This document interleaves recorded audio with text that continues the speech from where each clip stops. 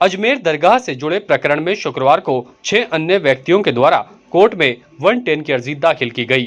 टोंक के रहने वाले अधिवक्ता कासिम जुमेरी ने अर्जी दाखिल करने के बाद प्रेस वार्ता का आयोजन किया। उन्होंने कहा कि जो विष्णु गुप्ता जानबूझकर देश का माहौल खराब करने का प्रयास कर रहा है, उसके खिलाफ सख्त कार्रवाई की जाए। इस दौरान अधिवक्ता कासिम जुबेरी ने ख्वाजा साहब से जुड़ी एक अहम किताब भी मीडिया के समक्ष रखी। उन्होंने कहा कि जब विष्णु गुप्ता किताब के आधार पर मंदिर का दावा करता है तो वह भी 1000 साल पुरानी किताब लेकर आए हैं, जिसमें ख्वाजा साहब की पूरी जिंदगी को दर्शाया गया है और उसमें बताया गया है कि ख्वाजा साहब ईरान से भारत में कब आए, कैसे आए और कहां कहां रहे और दरगाह को कब तामीर करवाया गया। उन्होंने कहा कि कोर्ट में इस किताब को पेश किया जाएगा और विष्णु गुप्ता की जो अर्जी है उसे जल्द खारिज करवाने का काम किया जाएगा। काशिफ जुबैर की तरफ से 110 की दरखास्त ऑनरेबल कोर्ट में पेश की है। जहां तक इस मसले का मामला है दरगाह और हनुमान मोचक वाले मंदिर का, तो उसमें 2 महीने से ये दावा चल रहा है। इन 2 महीने की प्रोसीडिंग के अंदर 2 दरखास्तें माननीय कोर्ट के सामने प्रस्तुत हुई। एक दरखास्त आई 7/11 की। 7/11 का मतलब होता है कि दावा चलने योग्य है कि नहीं है। कोर्ट का टाइम तो कहीं नष्ट नहीं हो रहा इन चीज़ों को देखते हुए, तो एक तो उसको देखना था कोर्ट को, और कुछ पक्षकार जो अपने आप को आवश्यक पक्षकार मान रहे थे, जिसमें हमारे काशिफ जुबैरी की तरफ से मैंने वकालतनामा पेश किया है, ये क्या हितबद्ध है कि नहीं है, इसका जवाब आकर के और इस पर सुनवाई की जाना था। तो ऑनरेबल कोर्ट ने आज की जो प्रोसीडिंग ली उसमें वादी की तरफ से 7/11 का जवाब पेश हो चुका है। अब 7/11 पर बहस होगी अगली तारीख को। इसके अलावा 9 से 10 पार्टियों ने पक्षकार बनने की अलग से एप्लीकेशन मूव करी है 110 की, तो उस पर भी बहस होगी। तो दोनों एप्लीकेशन की बहस के लिए ऑनरेबल कोर्ट ने हमें तारीख दी है, वो तारीख अभी तक आई नहीं। 5 बजे हम वो ऑनलाइन वो तारीख प्राप्त हो जाएगी।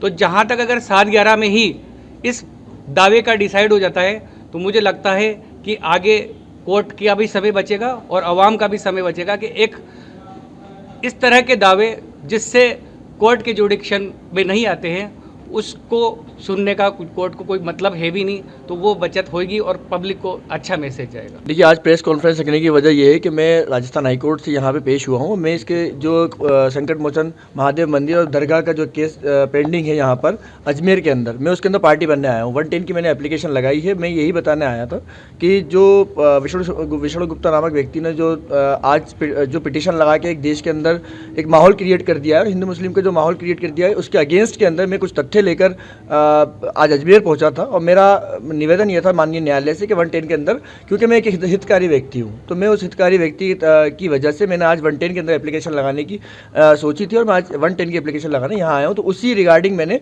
प्रेस कॉन्फ्रेंस रखी कि आज कई 6 नई अर्जियाँ भी दाखिल हुई हैं। पहले भी 9 अर्जियाँ कोर्ट में पहले से ही दाखिल थी। 110 के जो हितकारी व्यक्ति थे वो इसमें पार्टी बनना चाहते थे, तो कोर्ट ने उन लोगों को आने वाले वक्त में, क्योंकि दोनों पार्टियों की एक राय थी कि जब भी नेक्स्ट डेट हो तो वो सैटरडे के दिन हो, दोनों पार्टियों की मंजूरी से कोर्ट ने अगली तारीख किसी एक दिन सैटरडे की, क्योंकि दिन नहीं बताया गया, अभी डेट नहीं बताई गई है, वो रखा है। उसके अलावा 7/11 के जवाब के लिए तारीख रखी गई है। 7/11 का जवाब भी उन्हीं के साथ दिया जाए। देखिए, मैं 110 की अर्जी के जरिए ये कहना चाहता हूँ कि जो विष्णु गुप्ता नामक व्यक्ति है, ये एक तरीके से इस देश के अंदर हिंदू मुसलमान की दंगों को भड़काने की कोशिश कर रहा है। लगातार ये आकर एलिगेशन लगा रहा है कि मेरी जान को खतरा है, मेरे ऐसा है। इसको कुछ भी खतरा नहीं है, इसको कोई जानता ही नहीं था। सस्ती लोकप्रियता पाने के लिए इसने ये कोशिश की है। और जो इसका संगठन है, जो जिस संगठन से बिलोंग करता है, उसको भी कोई नहीं जानता था। सस्ती लोकप्रियता पाने के लिए और एक देश के अंदर परिप्रेक्ष्य बनाने के लिए, राजनीतिक फायदा लेने के लिए इसने ये कोशिश की है। और ख्वाजा मोइनुद्दीन चिश्ती रहमतुल्लाह अलैह की जो दरगाह है वो आज से नहीं, 1000 साल पहले से है, 2000 साल पहले से।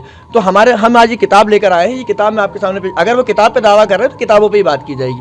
हम भी एक किताब पेश कर रहे हैं जिसके द्वारा ये साबित किया जाएगा कि ख्वाजा मोइनुद्दीन चिश्ती रहमतुल्लाह अलैह की जो दरगाह है वो अरब से लेके जब यहाँ अजमेर तक पहुंचे तो उन्होंने जो रूट इख्तियार किया था, हम उस रूट के बारे में बात करेंगे। और हम ये बताएंगे कि विष्णु गुप्ता ने जो दावा किया है वो सिर्फ इसलिए किया है कि सस्ती लोकप्रियता हासिल कर सके। ताज़ा खबरों के लिए देखते रहें सरेराह न्यूज। अपना फोन उठाएं और सब्सक्राइब करना ना भूलें।